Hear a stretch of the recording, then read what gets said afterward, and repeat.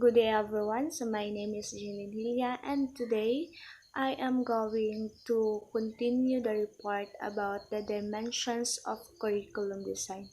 So without further ado, let us now discuss the major principles of organizing contents in units. So there are four principles that we are going to remember in organizing contents in units. First, we have the world-related sequence. Next, we have the concept-related sequence, the inquiry-related sequence, and the learning-related sequence. So now let us first discuss the world-related sequence. So when we talk about world-related sequence, the curriculum design must show the sequences of how world and experiences or the contents is related to one another. So there are three subtypes of the world-related sequence. First, we have space, second, time, and third, the physical attributes. So when we talk about space, the spatial relations will be the basis for the sequence, closest to the farthest, bottom to top, or east to west. For example, teach the parts of the plant from the roots to the stem to the leaves to the flower and fruits. So in this space, that is a subtype of world-related sequence, the curriculum design of a teacher must show a relationship show spatial relationship of an object. So the spatial relation is the basis of the sequence. So for example, if you are going to teach a plant and mag-start ka sa stem, sa root. So kung mag-start ka sa root, ang pinakaduol nga part pod ang imuhang i-next i-teach. So from the root to the stem and to the leaves before ka mo proceed sa flowers and sa fruits. So always remember that in space, the spatial relation is the basis for the sequence. So kung mag-teach ka from bottom to top, so imuhang isa-isahon ang mga parts from bottom to top. Kung mag-teach po ka from top to bottom, of course, imuha pong unahon ang top before ka moadto sa bottom. Imo siyang isa-isahon, i-sequence nimo siya paghimo. Next, we have time. This is similar to the chronological principle of Smith et al. The contents is based from the earliest to the most recent. For instance, teach the Philippine president from the first to the current. So unlike the space, 'di ba? The space shows a relationship between the closest to the farthest. So from top to bottom, from east to west. But sa time is ang iyahang chronological order is the earliest to the most present. So, for example, in teaching the president, of course, sa Philippine presidents, so magsugod ka ni Emilio Aguinaldo, hantod naabot ka ni Duterte. So, mao na siya gitawag nga time, teaching sequences through time. So, magsugod ka sa pinakauna hantod sa pinakauna hantod sa modern. Alright? So, next is the physical attributes. So this principle refers to the physical characteristic of the phenomenon such as age, shape, size, brightness, and others. For example, topics of the three regions Luzon, Visayas, and Mindanao should be ahead of Panay, Negros, Cebu, Bohol for the Visayas. Alright, so when we talk about the physical attributes, the curriculum design of a teacher must always include the characteristic of the certain topic. So, for example, when a teacher will discuss about the three regions of the Philippines. So, i-discuss niya daan ang Luzon, Visayas, ug Mindanao before siya moadto sa characteristic sa Luzon, moadto siya sa characteristics sa Visayas and sa Mindanao. So, Um, for example is ipaila-ila sa niya dan i-teach sa niya daan unsa ang Bisayas before siya mo enumerate og mga places nga include sa Visayas like sa Panay, Negros, Cebu, and Bohol. So before he or she will going to discuss about those places found in Visayas, iya sa daang ipaila-ila nga naay three primary or three regions ang Philippines, which is the Luzon, Visayas, and Mindanao, because in that way the student will distinguish the different places that will be found on the three regions. Okay, so next is the concept related sequence. This arrangement reflects the organization of the conceptual world, how ideas are related together in a logical manner. So, from the word itself, concept, it is the idea that we know about something or how that specific thing work. So, concept related sequence, it talks about the arrangement and the organizations of the conceptual world and how we are going to relate ideas together in a logical manner. So this type of sequence has also one subtype, which is the class relations. So class relation is refers to the group or set of things that share common practices, teaching the characteristic of the class ahead of the characteristic of the member of the class.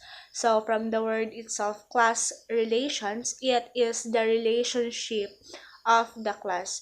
So its explanation, in the explanation, it is very evident that in this type of teaching sequence or in this type of sequence as a dimension of the curriculum design, the content of the unit or the teacher must also include teaching in which he or she must first introduce the head of the topic before discussing the details. So, for example, if you are a science teacher, you must teach first mammals before teaching specific animals. Okay, so this means that as a teacher, you must first discuss the specific topic before putting down or before discussing about its details. So just like teaching mammals, so you must first introduce what is mammal all about, how mammal lives before you are going to discuss about what animals are those included in the mammal class or in the mammal group. So next we have the inquiry related sequence. This is based on the scientific method of inquiry, based on the process of generating, discovering, and verifying knowledge. Content and experiences are sequenced logically and methodologically.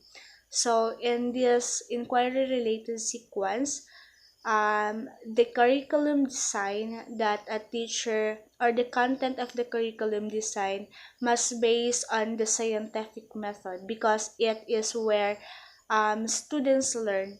From the word itself, inquiry, it is all about how students inquire about the certain knowledge, about generating ideas, discovering things, and experiences. So, the curriculum designed for this inquiry-related sequence must base on the scientific method. Okay, so next let's proceed to the learning related sequence. This is based on the psychology of learning and how people learn. From the word itself, learning related sequence, so this is the arrangement of how people learn. This sequence has four subtypes, which is the empirical prerequisites, familiarity, difficulty, and interest. So we have the empirical prerequisite. Sequence is primarily based on empirical studies where the prerequisite is required before learning the next level. So when we talk about empirical, it is based on reality, or it is tested. When we talk about prerequisite, it is something that we must have to know before proceeding to the next level.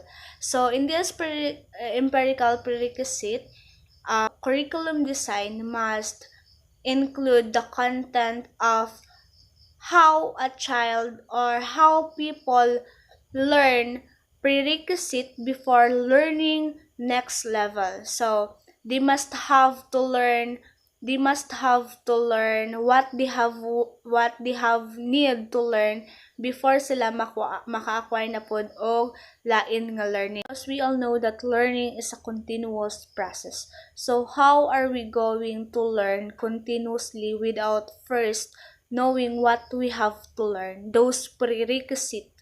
Alright, so next is we have the familiarity.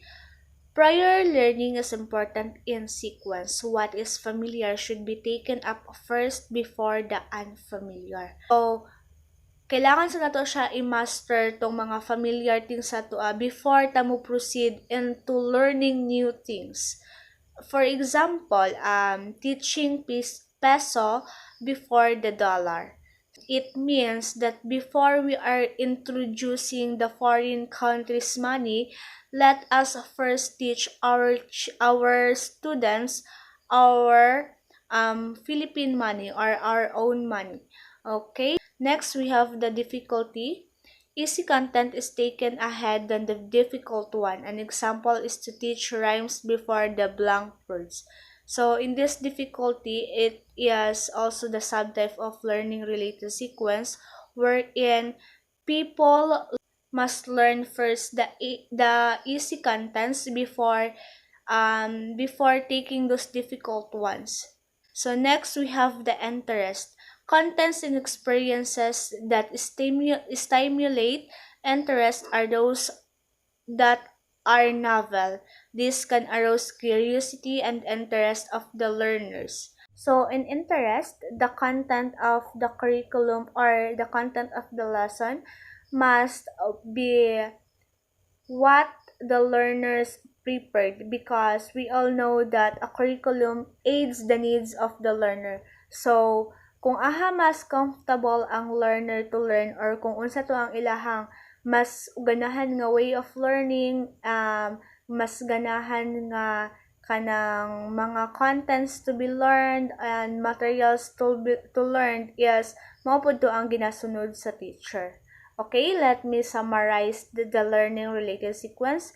First, we have the empirical prerequisite. It means that learning what we have need to learn first before proceeding to the next level.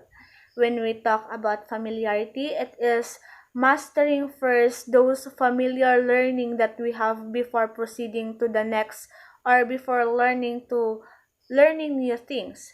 And the third is difficulty, which means that the people or the student needs to learn first the easy content before proceeding to learning the difficult one. And lastly, the interest, it is learning based on what student is prepared to learn. So those learning that they have, or they are willing to learn. Okay, so that's the end of my report, and the continuation for the dimension of curriculum design will be tackled for the next reporter.